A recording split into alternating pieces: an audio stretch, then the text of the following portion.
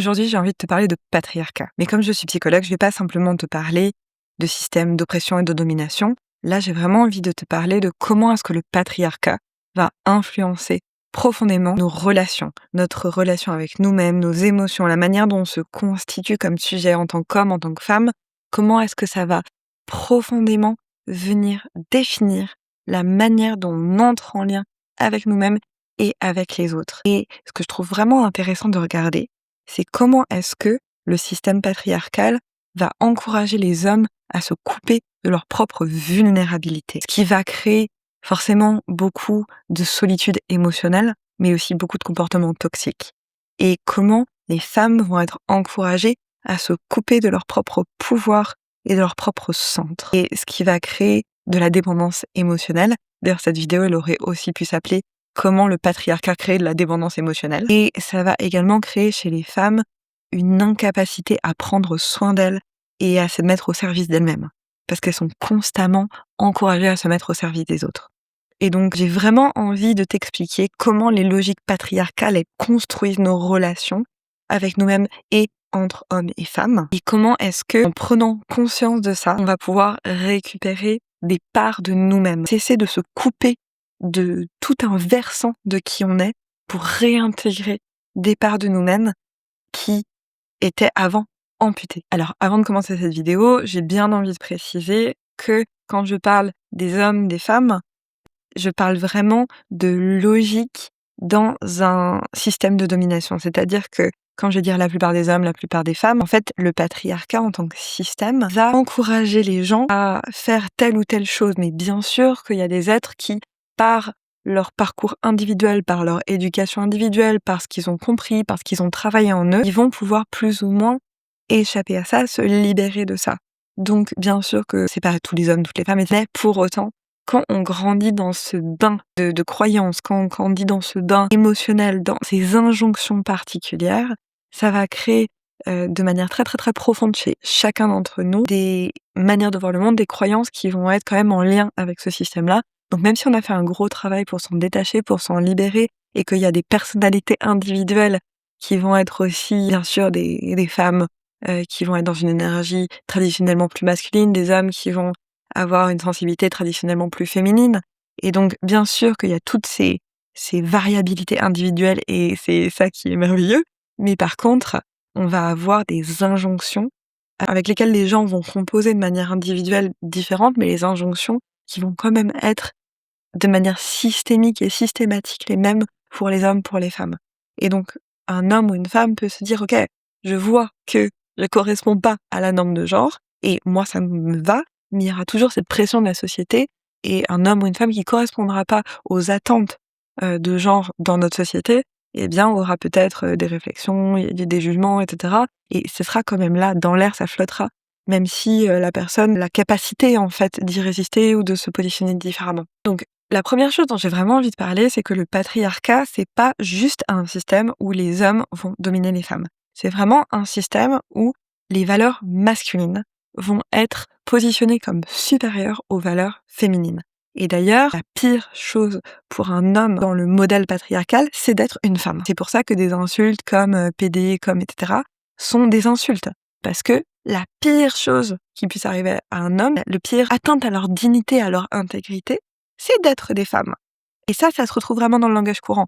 Et donc, tout ce qui est associé au masculin, qui va être par exemple le pouvoir, la puissance, le contrôle, la domination, l'autonomie, tout ça, ça va être vu comme des choses positives. Et bien sûr, ça va être relié à tous les autres systèmes de domination, entre autres le capitalisme, qui valorise aussi énormément ces choses. Et puis le système impérialiste, le système raciste, où en fait, un système de domination, par essence, doit valoriser ces choses-là pour justifier sa propre domination. Donc en fait, la classe dominante de manière générale doit se voir elle-même comme puissante, comme forte, comme etc. et voir ça comme quelque chose de positif. Et à l'inverse, pour que le système de domination fonctionne, il faut que la classe dominée soit perçue comme ayant des qualités qui vont permettre de favoriser en fait cette domination-là. Et donc les femmes qui vont être classiquement vues comme plus vulnérables, comme plus sensibles, comme plus empathiques, plus au service des autres, etc. Toutes ces qualités-là qui sont valorisées chez les femmes, en fait, ça les encourage aussi à accepter leur propre domination dans ce système-là et à ne pas se rebeller quand on leur demande de prendre en charge les tâches ménagères, quand on leur demande de rester douces, quand on leur demande etc. Toutes ces qualités encouragées chez les femmes, justement de douceur, d'empathie, de service à l'autre, c'est des qualités qui vont être au service du système de domination. Mais pour que ce système il puisse perdurer, il faut que les hommes voient ces qualités comme absolument inacceptables chez eux-mêmes. Et les hommes, dans ce contexte-là, dans le contexte du patriarcat, quelque chose dont ils vont vraiment apprendre à se couper, à se dissocier totalement, en un mot, je trouve que c'est leur propre vulnérabilité. C'est-à-dire que pour survivre dans un monde patriarcal, un homme ne doit pas montrer ou ressentir sa propre vulnérabilité. Et d'ailleurs, on peut le voir dès l'enfance, si un homme montre des émotions négatives, que ce soit de la peur ou de la tristesse, si un petit garçon pleure, eh bien, souvent, il va être réprimandé, il va pas forcément être réconforté, il va pas recevoir la même écoute, la même attention que peut-être une petite fille à ce moment-là où on va dire c'est normal en fait, les petites filles elles pleurent, elles ont peur, voilà, c'est des petites filles quoi. Et en fait un petit garçon, on va lui dire au contraire souvent dans le modèle patriarcal, tu devrais être un vrai mec, tu devrais pas pleurer et puis on va l'encourager à s'endurcir en fait. Et donc petit à petit, toutes les fois où il va ressentir ça, il va bien sentir qu'il faut pas. Et donc petit à petit, toutes ces parts de lui-même vulnérables, toutes ces parts de lui-même sensibles, il va s'en couper, il va les mettre de côté, il va apprendre à ne pas les écouter au profit d'émotions de puissance comme la colère, comme l'affirmation de soi. Et donc ce qu'on apprend au petit garçon, c'est bien sûr à être fort, à être autonome, à ne pas dépendre des autres, à ne pas montrer ses vulnérabilités, mais du coup, on leur apprend à se couper totalement de toutes les parts d'eux qui ne vont pas bien, à ignorer quand ils vont mal, à ignorer quand ils sont fragiles, à ne pas être capable de demander de l'aide, à ne pas être capable de se mettre à l'écoute de ses propres besoins, de ses propres émotions, et donc s'invalider en permanence. Et quand on se coupe de sa propre vulnérabilité, on va aussi se couper de son empathie. Parce que on se coupe de notre vulnérabilité en tant qu'homme, mais on se coupe aussi de la vulnérabilité des autres, parce qu'en fait, la vulnérabilité des autres également, elle va devenir quelque chose de dangereux. Et donc, pour être empathique, ça demande quoi? Ça demande d'être ouvert au moment où les autres sont vulnérables. Et si ça, c'est impossible, eh bien, on va se couper quelque part de son propre cœur. On va se couper de sa capacité à se mettre en lien avec l'autre et à développer des liens authentiques et à vraiment être capable de donner de l'aide, de recevoir de l'aide, d'être dans le soin, d'être dans le care.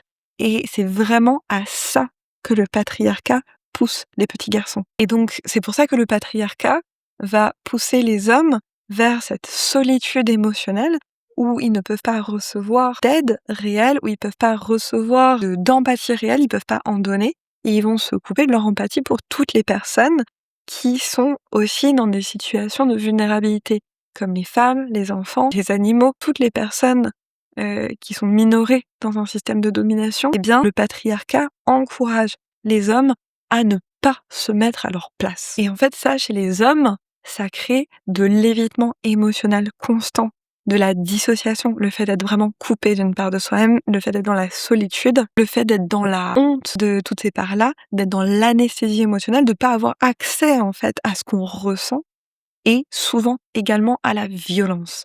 Parce que quand on ne supporte pas de ressentir des choses, eh bien la seule chose qu'on peut faire avec toutes ces émotions qui nous traversent, c'est les sortir à l'extérieur. C'est-à-dire que comme on n'a pas d'empathie, il y a aucune barrière au fait de faire du mal aux autres.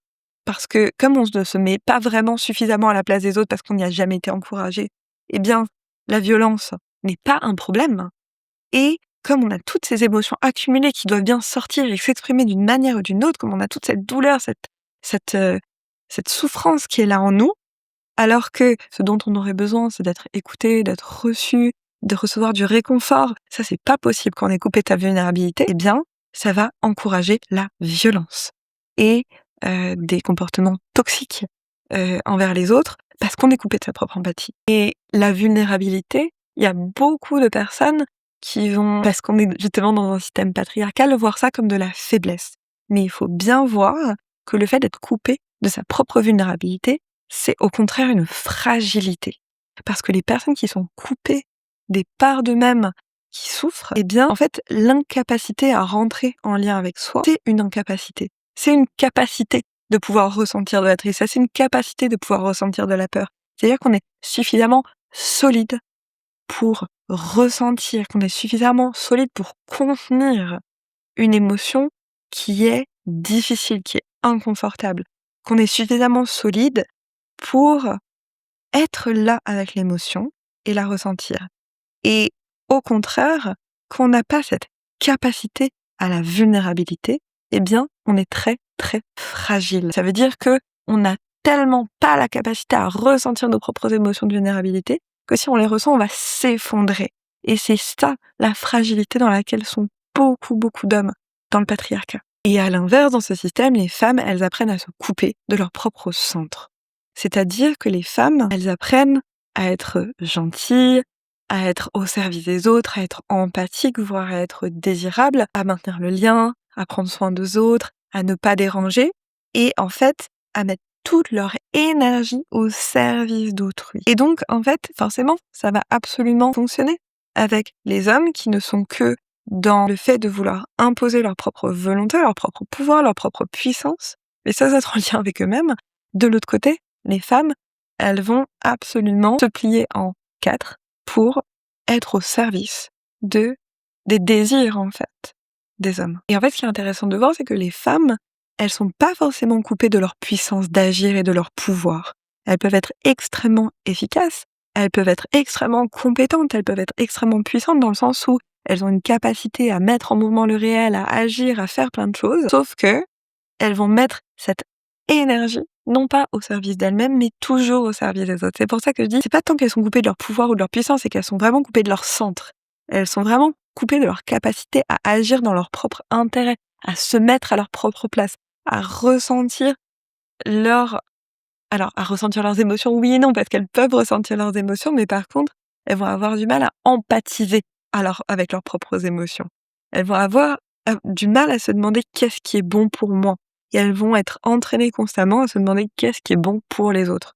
Comment est-ce que je fais pour être la plus agréable pour autrui? Parce que les femmes, dans le système de domination patriarcale, on va leur faire comprendre que leur valeur dépend de ce qu'elles apportent aux autres, de à quel point elles vont être au service des autres. Et donc, les femmes, même si elles sont très connectées à leurs émotions, parce qu'elles n'ont pas l'injonction de ne pas être vulnérables, par contre, elles vont être coupées de leur capacité à agir pour elles-mêmes. Et donc, elles vont avoir du mal à se protéger, du mal à dire non, du mal à protéger leur temps, à protéger leur énergie, à protéger leur espace. Et elles vont avoir du mal à défendre leurs limites, leurs intérêts, être en lien avec leurs besoins. Et tout ça, ça va créer aussi énormément de dépendance affective. Et comme elles n'ont pas la capacité de protéger elles-mêmes et à faire pour elles-mêmes ce dont elles auraient besoin, elles vont constamment être en train de s'appuyer sur les autres et en particulier sur les hommes, puisque ce que leur dit le patriarcat, c'est que,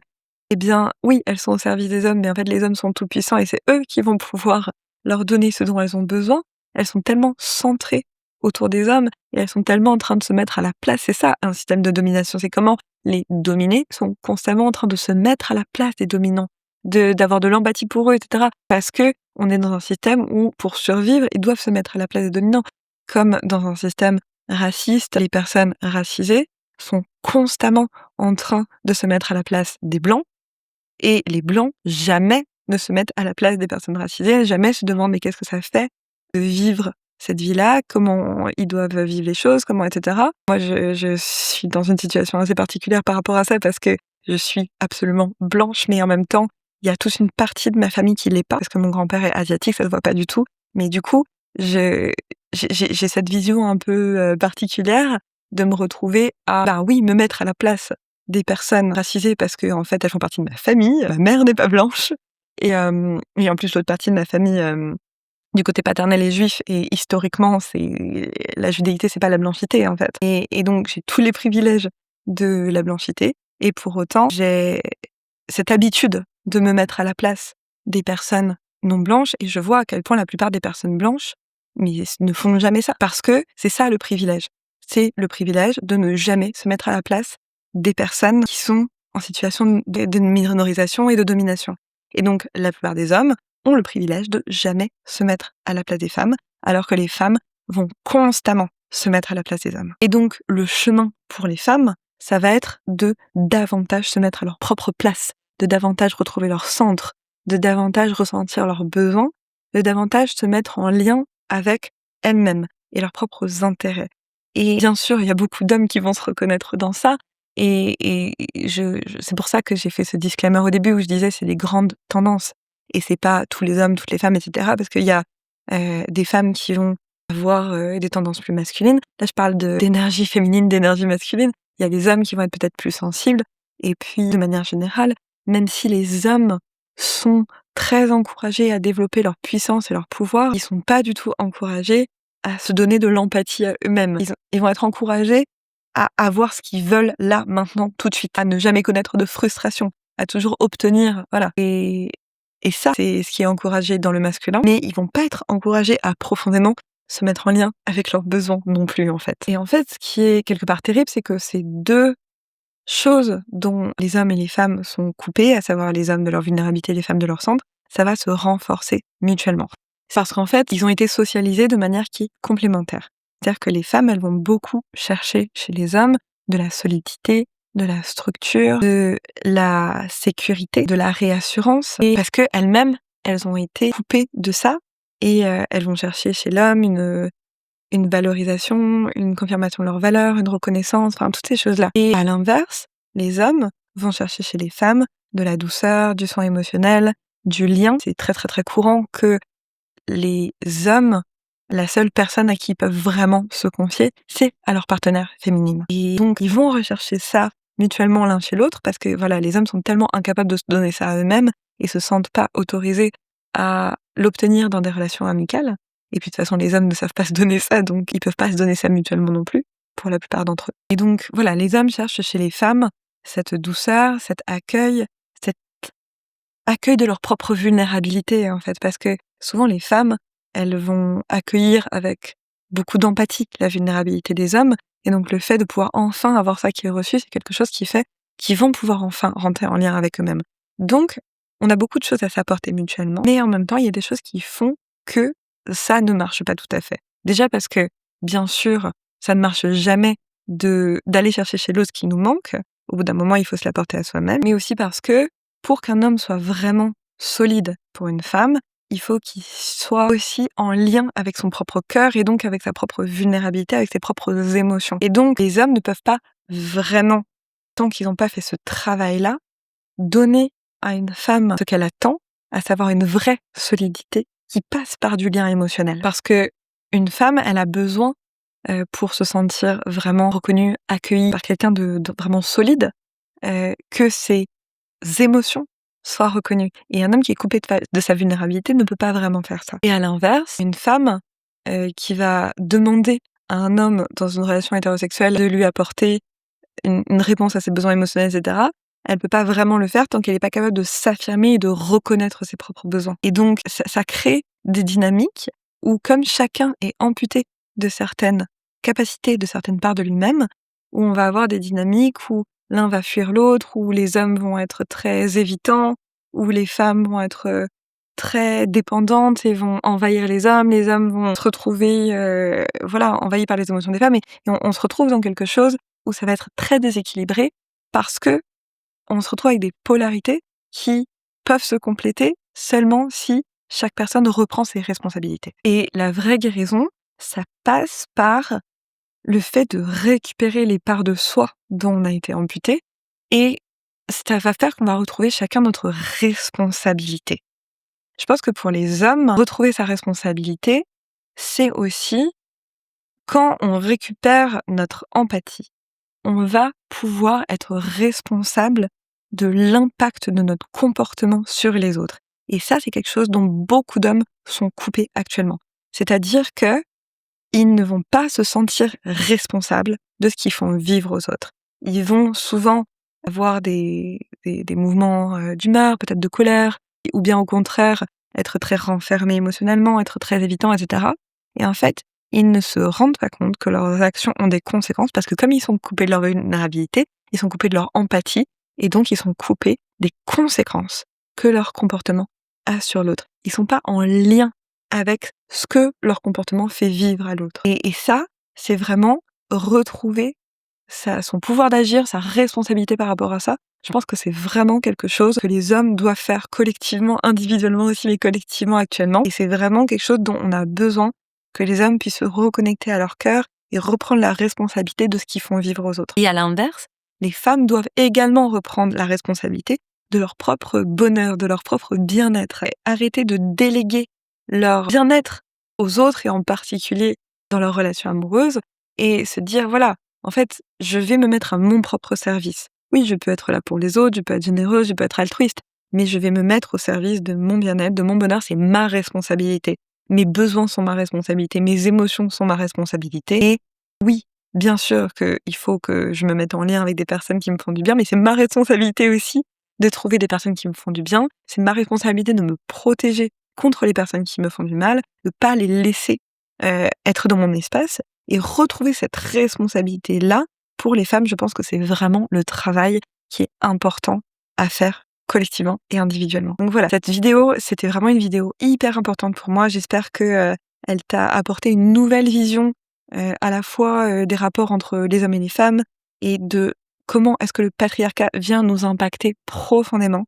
J'espère que cette vision politique de la psychologie ou cette vision psychologique de la politique, c'est quelque chose qui t'apporte. Moi, c'est vraiment une manière de penser que je trouve à peu d'endroits et que je trouve extrêmement importante, extrêmement précieuse. Je sais que pour mes patients, c'est aussi quelque chose d'important de remettre aussi des choses dans leur contexte parce que parfois on vit des choses qui sont difficiles à un niveau individuel et le fait d'ouvrir les choses sur oui, en fait, c'est parce qu'on est dans un système qu'on vit ça. En fait, ah oui, c'est pas juste ma faute, c'est pas juste moi qui suis folle ou qui fait n'importe quoi. C'est parce que j'ai toute une pression, toute une injonction sociétale à voir les choses comme ça, à vivre les choses comme ça, et de pouvoir voir les systèmes d'oppression, de domination pour ce qu'ils sont. Ça permet vraiment de s'en libérer et de trouver vraiment voilà beaucoup plus de liberté, de responsabilité dans notre propre vie. Donc voilà.